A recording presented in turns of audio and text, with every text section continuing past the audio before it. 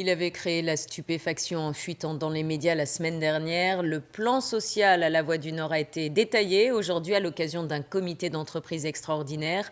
Un quart des effectifs va effectivement être supprimé. On retrouve tout de suite Alice Rougerie en direct de la Pilaterie à Ouascal où se déroule toujours actuellement ce CE. Alors, comment réagissent les syndicats et les salariés, Alice ? Eh bien, c'est clair, ici, la bataille pour l'emploi est lancée. Les représentants syndicaux sont remontés, on l'a vu cet après-midi. Ce qu'ils ne comprennent pas, c'est ce chiffre. 178 emplois menacés, plus d'un quart des effectifs. Et pourtant, la direction l'a confirmé aujourd'hui. C'est maintenant écrit noir sur blanc. La direction qui a tenté de rassurer tout au long de la journée ces organisations syndicales. Il s'agirait avant tout et surtout de reclassement au sein de l'entreprise, de départ volontaire ou de mesures d'âge. Mais on n'est pas dupes, nous ont confié les représentants cet après-midi. Ça ira plus loin, on les écoute. Il pourrait bien y avoir des licenciements économiques. Il pourrait aussi y en avoir si certains salariés qui seraient invités à partir ici ou là seraient finalement pas d'accord avec les propositions qui leur servent. En fait, On constate que 178 suppressions de postes dans une entreprise qui dégage des bénéfices, c'est absolument énorme. Et que jusqu'à preuve du contraire et jusqu'à présent, aucune entreprise de presse ayant dégagé des bénéfices n'a supprimé 25% de son effectif en France. Voilà, ce qui choque aujourd'hui, c'est ce plan démesuré qui n'est pas justifié selon les représentants syndicaux. Alors ils vont se battre, ils ont 3 mois, jour pour jour, jusqu'à la signature de ce plan. Il y aura 2, 3 réunions par semaine avec la direction, plus s'il le faut. Il faut d'abord négocier ce plan de restructuration. Quel avenir pour le journal? Et puis, dans un second temps, le volet social. Quelle indemnité pour ceux qui partiront? La première réunion officielle a lieu lundi. Et avant, pour mettre la pression, un premier rassemblement de salariés ici même à la Pilaterie. Merci beaucoup Alice pour ces précisions. Et justement, on en parle tout de suite avec le directeur général délégué de la Voie du Nord, Gabriel Darcourt. Bonsoir. Bonsoir. Et merci d'être sur ce plateau. Alors, première question que beaucoup de journalistes de la Voie du Nord se posent, qu'on vient d'entendre. Le titre a gagné 5 millions d'euros l'année dernière. Alors, pourquoi ces suppressions d'emplois dans un groupe bénéficiaire? Parce que quand l'entreprise perd de l'argent, quand on attend qu'elle en perde, alors là, il est trop tard. Et là, les conditions de mise en place d'un plan social à ce moment-là sont terribles. Nous gagnons de l'argent encore actuellement. Nous sommes une entreprise rentable. Mais nous savons que si nous ne faisons rien, dans 2 ans, nous en perdrons. Et dans 2 ans, là, les conditions ne seront plus les mêmes. Et là, on parlera de départ contraint, alors que nous sommes aujourd'hui dans une logique de départ volontaire. Alors, vous évoquez la baisse des ventes du journal, l'effondrement de la publicité, mais ça veut dire quoi? Ça veut dire que la Voie du Nord a raté le virage pour s'habituer aux nouvelles habitudes des lecteurs, des internautes? Ça veut dire au contraire qu'à l'inverse de pas mal d'autres types de presse dont on entend parler aujourd'hui et qui, eux, n'ont pas su anticiper à temps et qui se retrouvent dans des situations bien plus délicates, nous faisons comme nous avons l'habitude de faire.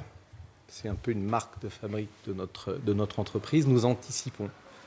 Et là, nous estimons qu'étant donné les bouleversements que connaît le secteur de la presse actuellement, ne serait-ce qu'en termes d'usage, regardez le nombre de personnes qui sont équipées de smartphones, ça n'existait pas il y a 10 ans, les tablettes non plus. Tout ça entraîne un bouleversement. Il est important pour nous d'en tenir compte. C'est ça aussi la responsabilité qui est la nôtre, c'est assurer l'avenir de cette entreprise et de ses salariés, et donc savoir prendre les bonnes décisions au bon moment, pas trop tard. Alors, Gabriel Darcourt, on va poursuivre cet entretien dans un instant, mais tout d'abord, je vous propose de voir ce reportage, parce qu'il y a l'inquiétude des syndicats, des salariés naturellement, mais les lecteurs de la Voie du Nord aussi s'interrogent. À Vennes-sur-Helpe, Ali Benbournan et Bertrand Terry. Le journal à la main pour cet habitant d'Avesnes-sur-Helpe. Acheter la Voie du Nord, c'est la sortie incontournable du matin, et cela dure depuis un bon moment. Oh bah, je sais pas, moi, 40 ans peut-être, je sais pas. Ouais. C'est un rituel tous les matins. Tous les matins. C'est le premier travail, c'est le journal. Puis le feuilleté après. C'est une question d'habitude, hein. Dans ce bar PMU de la commune, on lit, on discute chaque matin autour du journal régional, mais aussi et surtout autour des informations locales. À Vennes-sur-Helpe, commune de 4800 habitants, l'information de proximité, tout le monde y tient. Je lis tout dans le Gazette, moi, puis après je le relis chez moi. Vous aimez les petites histoires, les informations? Les petites histoires, les informations, les faits divers, je lis tout. Il faut un journal local, il faut des informations positives sur les avantages de la région, bien sûr sur les faits divers aussi. Les gens ont le droit à l'information. La Voix du Nord, comme toute la presse écrite, traverse une crise. 36% de ses lecteurs ont plus de 60 ans et ses ventes ont baissé de 16% en 5 ans. Une vérité comptable que ces lecteurs ne prennent pas en compte, car ici, c'est avant tout la proximité que l'on recherche. Nous, on aime bien, c'est quand on fait des animations dans le village, qu'on soit le journal vienne nous voir et puis ça puisse passer dessus. Chez de nombreux lecteurs, on craint donc que ce regroupement d'éditions locales fasse que l'actualité des petites communes ne soit plus évoquée. Ce sera en tout cas le prochain challenge à relever du côté de la Voix du Nord. Alors Gabriel Darcourt, est-ce que vous pouvez expliquer à ces fidèles lecteurs, on le voit, ce qui va se passer? C'est-à-dire qu'en fait, vous allez dégrossir des rédactions pour ouvrir des petits bureaux un peu partout, c'est ça? Déjà, je ne suis pas d'accord avec le terme de crise qui était employé, qui a une connotation négative. Je ne crois pas du tout que la presse soit en crise. Je crois que la presse connaît une mutation. Et la Voix du Nord connaît une mutation. Il s'agit de prendre le bon virage.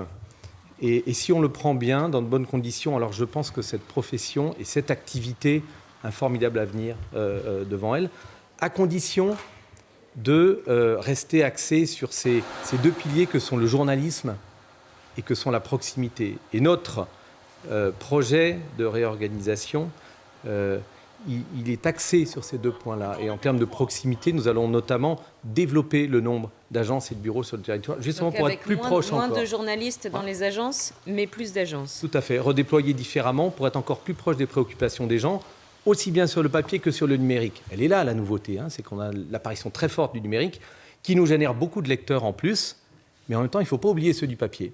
Gabriel Darcourt, merci beaucoup d'avoir accepté de répondre à nos questions ce soir.